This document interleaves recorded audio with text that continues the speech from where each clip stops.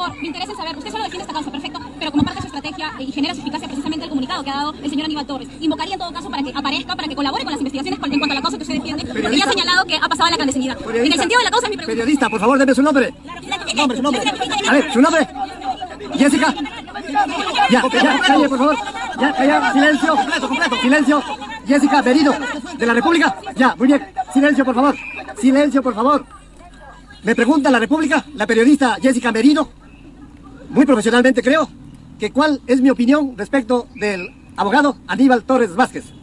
Yo les tengo que decir en forma muy nítida, muy subrayada, si quieren apodíctica, que yo conozco a Aníbal Torres Vázquez, que yo he sido condiscípulo de él durante los 5 años de Derecho en San Marcos. Yo he estado convocado por Aníbal Torres Vázquez el 14 de junio del 2021 y el 17 de junio del mismo año. Y él fue el que me reunió con don Pedro Castillo Terrones y yo planteé la nulidad planteé la defensa contra las nulidades de Keiko Fujimori por presunto fraude electoral y las ganamos todas.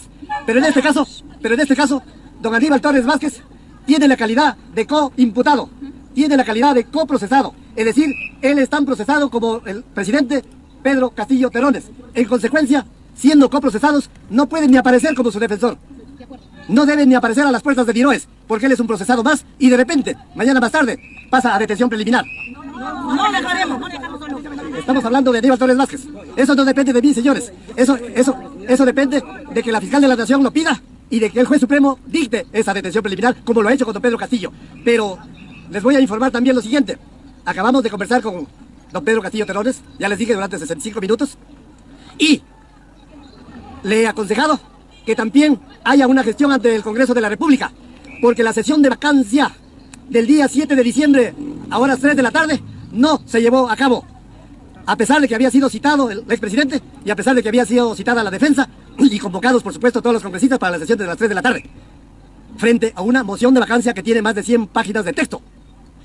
Raramente, ilegalmente, delictivamente, esa sesión de las 3 de la tarde se reprogramó en forma alterada para las 12 del mismo día. Eso es ilegal.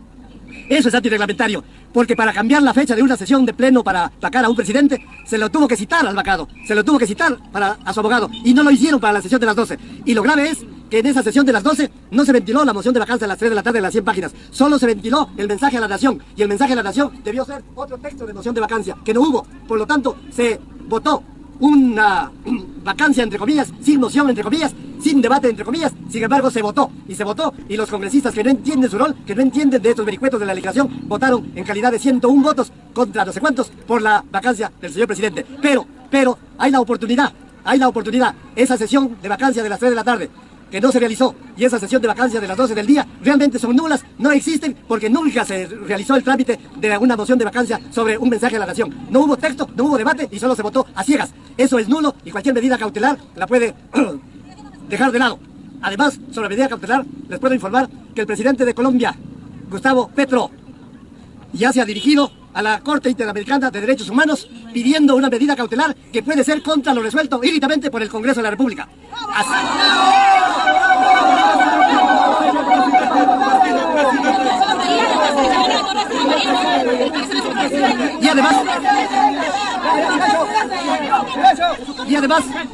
Y además, el presidente de México, el señor López Obrador, el día de ayer ha dado un discurso de más o menos unos 20 minutos respecto del caso peruano, como que le da pena, y de las desventuras de su colega presidente Pedro Castillo Terrones. Y él también está dispuesto a poner su hombro como parte de la política externa de México en favor del pueblo peruano, porque el pueblo peruano no se merece que accedan a la presidencia de la República sin elecciones, como es el caso de Dina Boluarte, y como sería el caso de José William Zapata, el de Acomarca, el de Putis, el de Chavín de Huántal, Bacada, Dina Boluarte, él sería el que accede al poder, en cuyo caso, de repente el Perú, de repente el pueblo, de repente las rondas campesinas, de repente otros grupos se alzan en armas de verdad, y no de yanquita, como le imputan al presidente Castillo Terrones, porque él no se alzó en armas, él no se rebeló, él no conspiró contra el Perú, él simplemente leyó un mensaje a la nación que él no había escrito, que él no había corregido, que otras personas lo hicieron, y por lo tanto, el señor Castillo Terrones, en el momento que leyó, se encontraba en la imposibilidad absoluta de comprender la terminología jurídica que se emplea en ese mensaje, como por ejemplo,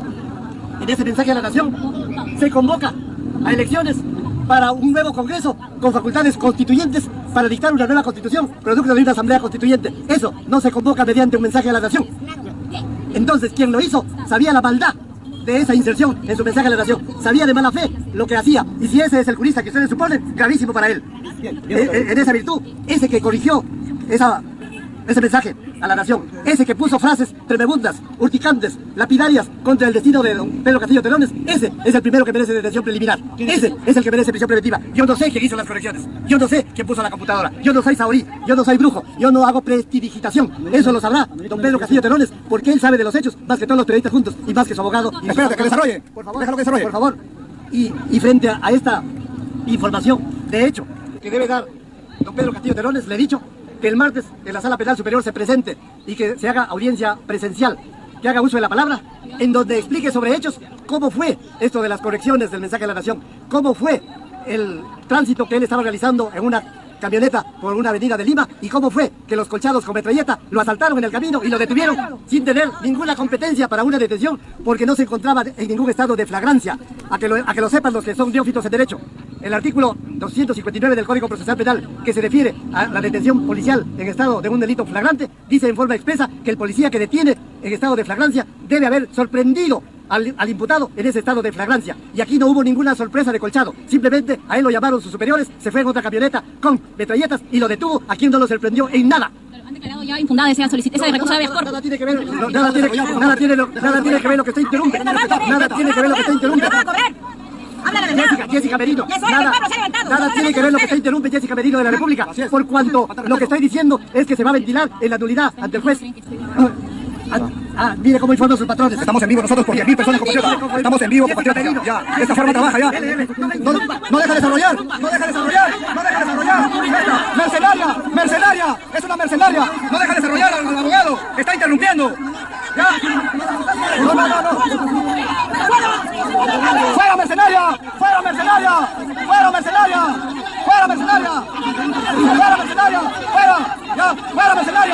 ¡Retírate! ¡Ya!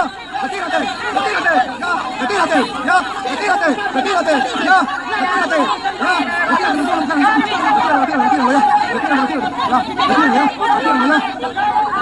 ¿Por qué trabajas con esa actitud? ¿Por qué trabajas así? ¿Por qué te gusta interrumpir? ¿Por qué? Ya, lo voy a cocinar, no te preocupes. Lo voy a cocinar. Ya. ¿Por qué interrumpes al doctor? ¿Por qué no dejas desarrollar? Estamos en vivo y en directo con 11.000 personas. Mira, te están conociendo tu familia, tus vecinos. Eres una mercenaria. ¿Por qué no dejas desarrollar al abogado? Doctor, en las redes sociales, por favor, una palabrita. ¿Cómo se encuentra el doctor? En este momento estamos con 14.000 personas, doctor, por favor.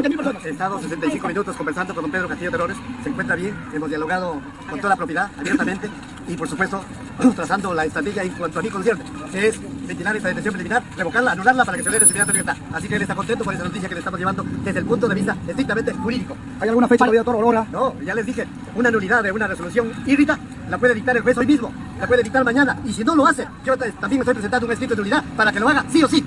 Muy agradecido. ¿Cuál es, doctor, la actitud de la prensa que criolla? ¿Por qué le interrumpe cuando está desarrollando, doctor? Porque la mermelada permite esas interrupciones.